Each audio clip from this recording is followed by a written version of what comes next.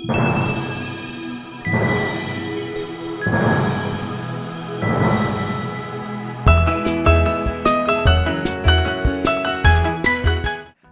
friends, welcome to Jewel Buzz Talks. Today we have Mr. Surendra Mehta, National Secretary of IBJA. You know, the trade and industry looks at many complex issues, right from PMLA, hallmarking, precious metals volatility. We want to have simple, practical solutions for the trade and industry. And no other better person than Mr. Surendra Mehta. Namaste sir. नमस्ते sir, आजकल एक बड़ा मुद्दा है precious metals price volatility, geopolitical हो या US China trade deal हो, impact on the trade क्या है और क्या क्या करना है ट्रेड को इस कॉम्प्लेक्स माहौल में? बहुत सारे प्रश्न है ट्रेड का। देखिए, जो प्रीशियस मेटल में जो वॉलेटिलिटी है, specially in respect of gold and silver, this volatility is likely to be continued for another at least 5-8 years. 8 साल तक, 8 साल तक तो ये वॉलेटिलिटी रहेगी। और volatility it will not be like a volatility on the one side, but it can be, you know, a W shaped volatility. I got it. जो market ऊपर जाएगा, नीचे आएगा, ऊपर वापस जाएगा, नीचे आएगा। जैसे हमने अभी लास्ट टाइम देखा, मार्केट $1000 ऊपर गया, बाद में $490 नीचे आया। तो अनेक फैक्टर्स रहेंगे ना? तो उसके बहुत सारे फैक्टर्स हैं, और जो मेजर फैक्टर्स हैं वो हमें सबको मालूम है। Let us not get into the major factor. लेकिन ऐसे माहौल में जो B2B ट्रेड है, जो स्पेशली ज्वेलरी वाले हैं, उन लोगों को ये ध्यान रखना होगा कि वो लोग अपना जो क्रेडिट रिस्क है उसको रिड्यूस करें। और क्रेडिट रिस्क को रिड्यूस करने के लिए मैंने बहुत सारे उनको सजेशन दिए हैं। उसमें मैंने एक सजेशन ये भी दिया है कि आप आपका पोस्ट डेटेड चेक लेके काम कीजिए, पहली बात। दूसरा, आप क्रेडिट पीरियड को फिक्स कर दीजिए। मतलब आप अगर 10 दिन की क्रेडिट पीरियड देना चाहते हैं तो इनवॉइस पे लिखो 10 दिन।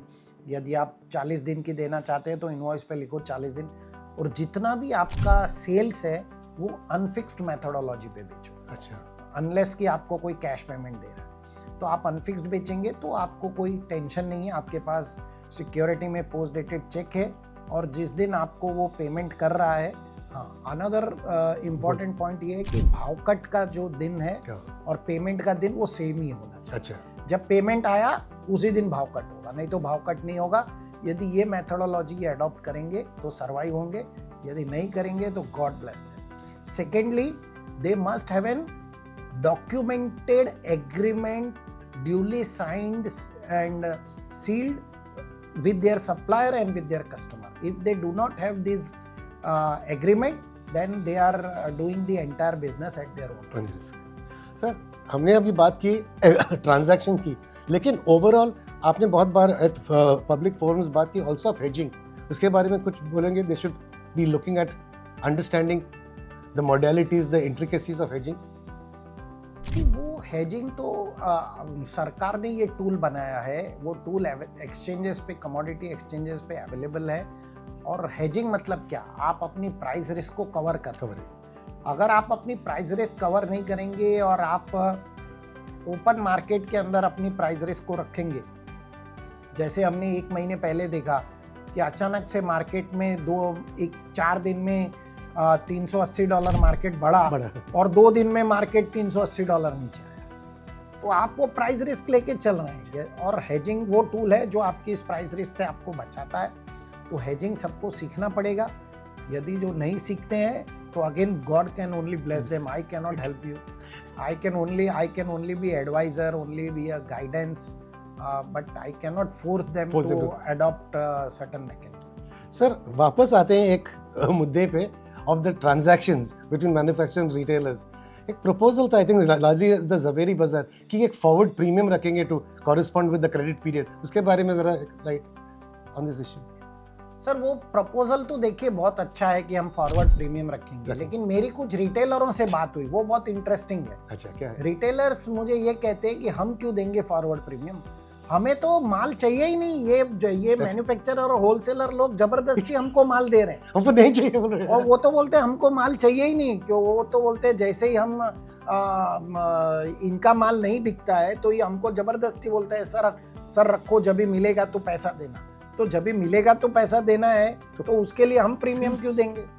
तो ये तो इसके लिए मैं कह रहा हूँ कि उनके पास डॉक्यूमेंटेशन होना चाहिए, उनके पास एग्रीमेंट होना चाहिए, उनके पास पोस्ट डेटेड चेक होना चाहिए, उनको क्रेडिट पीरियड फिक्स करना चाहिए, उनको अनफिक्स्ड में माल बेचना चाहिए। फॉरवर्ड प्रीमियम तो उनको मिलने वाला नहीं है, ये मुझे एकदम क्लैरिटी है। बिकॉज जो बड़े बड़े रिटेलर्स हैं उन्होंने इसके बारे में साफ साफ मना कर दिया। और ये देखिए, आप किसी चीज को जब वो एक्सेप्टेबिलिटी नहीं होती, आपके कस्टमर को वो चीज एक्सेप्टेबल नहीं है, तो आप सिर्फ उसके बारे में जिद नहीं कर सकते। Correct, it's be two way. और वो कस्टमर तो बोल रहा है कि आप ये लोग ये हमको जबरदस्ती माल देते हैं, हमको तो माल चाहिए नहीं, हमारे पास तो एक्सेस इन्वेंट्री है, इनका माल हम रख रहे हैं हमारे शॉप्स के अंदर। सो कहाँ पर है? तो अगर कोई मैन्युफैक्चरर और होलसेलर ये बोलता है कि मेरा पैसा नहीं आ रहा है, मैं उधारी दे रहा हूँ, मुझे प्रीमियम भी चाहिए, तो there is a 36 degree angle mismatch. एक तरफ वो कुछ बोल रहा है, एक तरफ आप कुछ बोल रहे हैं। और another point that was being discussed is when these major declines happen, तो क्या बोल रहे हैं कि the day of the difference between price booking date and delivery date, how are these manufacturers mitigating this risk now? The differential, the delta, what we call. No, they are supposed to understand, they all are supposed to understand that this risk can be mitigated only by virtue of hedging and only by virtue of selling goods on unfixed basis, as I suggested earlier. Just no, there's no other. There is no other way. Because it is now confirmed that they are not going to get the premium. So this differential you're saying has to be. The risk has to be mitigated only through the mechanism tools which are available on commodities. अभी आते हैं compliance पे। Sir अनेक platform पे I have been present, आपने in detail बोला है कि व्हाट इज PMLA। मेरा एक क्वेश्चन है कि what is the adherence to PMLA and currently still which hurdles continue being present. देखिए, एनी ज्वेलर जिसका टर्नओवर 500 करोड़ से ज़्यादा है, एनुअल टर्नओवर, उसे PMLA में रजिस्ट्रेशन करना मैंडेटरी है। यदि वो PMLA में रजिस्ट्रेशन नहीं करता है और if any activity which is against the law of PMLA is found with that entity, he can be arrested, can be prosecuted. Correct. And let me tell you, there would not be even a bail for the 6 months. So, लेकिन if the jewelers doesn't want to do compliances of PMLA, then what can be expected from them? आपको वो registration करना है, registration is free of cost, आपको कोई charge नहीं है। और जो मोस्ट ऑफ दी B2B वाले हैं वो तो कोई कैश भी बेचते नहीं है, तो it is only a formality. आप फॉर्मेलिटी कंप्लीट करके पूरा कर दीजिए, क्योंकि आप, और दूसरा आपको आप तो जितने भी B2B होते हैं वो तो बड़े लोगों को ही माल बेचते हैं, तो आपके पास उनका KYC होना ज़रूरी है। आप KYC रखिए। अब आप KYC भी नहीं रखना चाहते, आप PMLA में रजिस्टर भी नहीं होना चाहते, तो again God can only bless them. तो ये जो संकोच है, and here God will not bless them, only government can bless them. No, but what this hesitation या संकोच जो है, I mean you're seeing it largely or it's lessening now? Are more people adhering to PMLA? No, let me tell you, still 99% of the jewelers do not comply. I see, well, very large, okay. So as you said, now even God can't help them if they're not. No, even government can't help them. God तो cannot help them at all. Of course, IBJA is doing its bit of talking at every forum. See, one has to understand one thing. IBJA is a association. We work like a doctor. A doctor can prescribe the medicine. वो आपको घर पे आके medicine तो नहीं देने वाला। अगर आपको वो मेडिसिन सुन के, पढ़ के, देख के भी खानी नहीं है, तो उसमें डॉक्टर क्या करेगा? वो तो कंप्लायंस आपको करना है। आप किसी दिन फंसेंगे तो आपको पता चलेगा कि भाई ये कंप्लायंस हमने किया होता तो कोई इश्यू नहीं होता।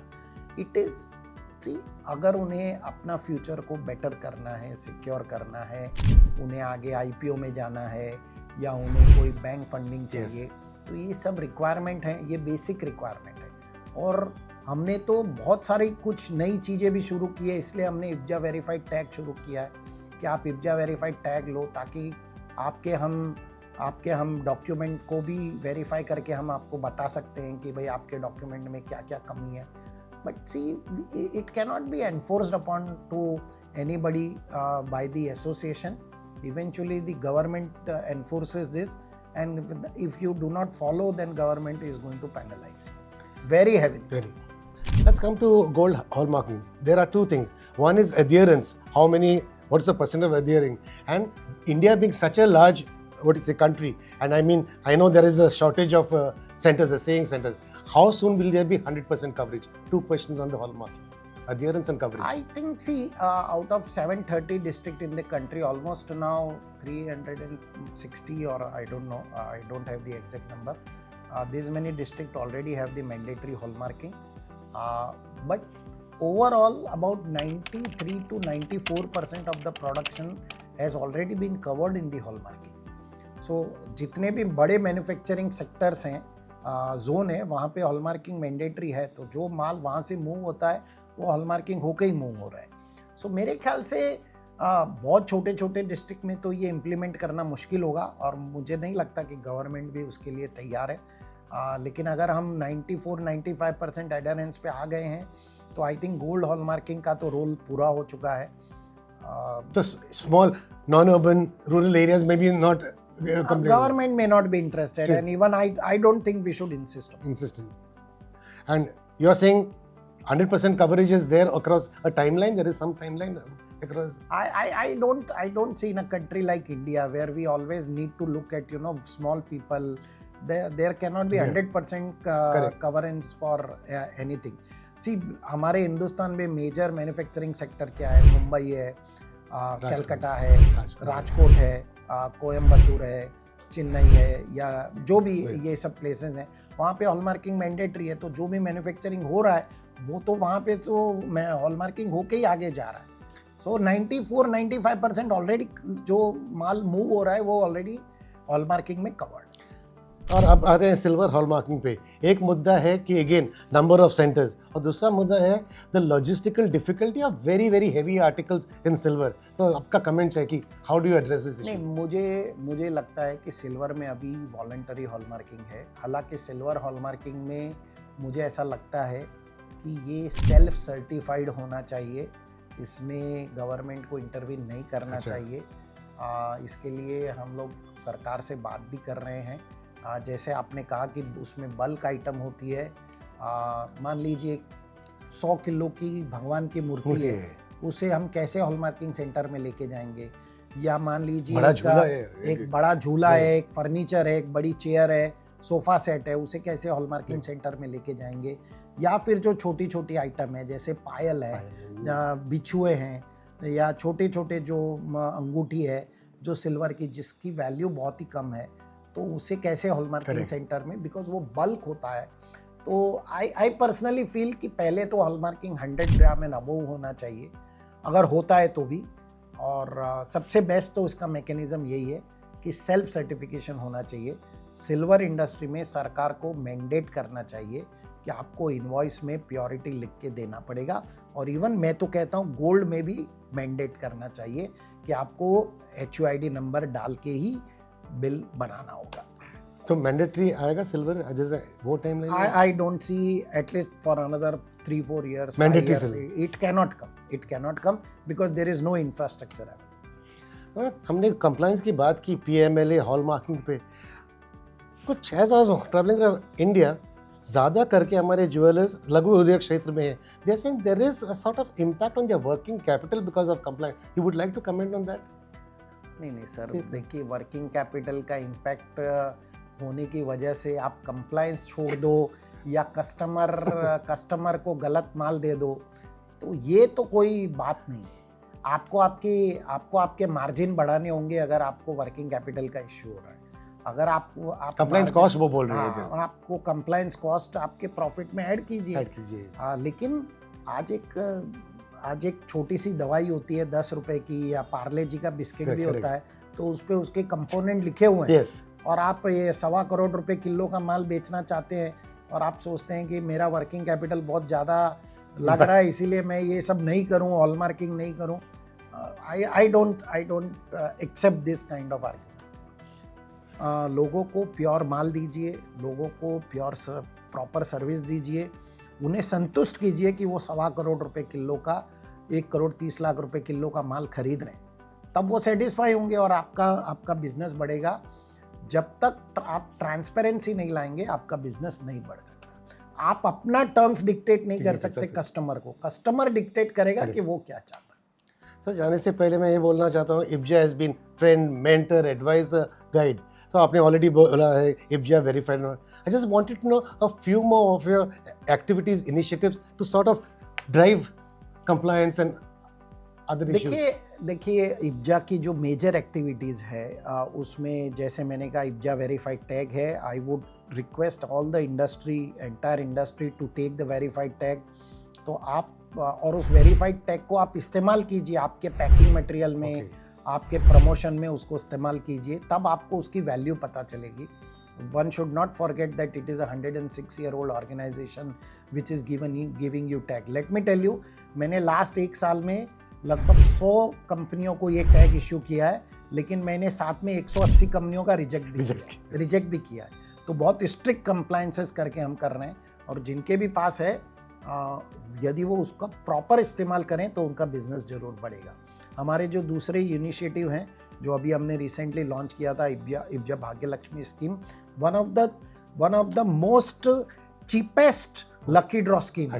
हमने वो स्कीम सिर्फ 5,000 रुपया लेके, 5,000 रुपये, सिर्फ 5,000 रुपया लेके, और उसमें मैंने जब ये स्कीम लॉन्च की, फर्स्ट एडिशन में हमने 1,253 इनाम दिए, 1,253 हमने इनाम दिए फर्स्ट एडिशन के अंदर 5,000 रुपया लेके। सर, जो हमारा थर्ड इनिशिएटिव है गोल्डन गर्ल अवार्ड, जो एक regularly yearly which has become a international fame हो गया है वो अवार्ड। हमारा एक एनुअल कॉन्फ्रेंस है जिसे हम इंडिया इंटरनेशनल बुलियन समिट कहते हैं, वो इस बार 27-28 फरवरी को होटल वेस्टिन पवई में है। एवरी ईयर ये इवेंट फरवरी या मार्च के महीने में होता है और बॉम्बे में होता है।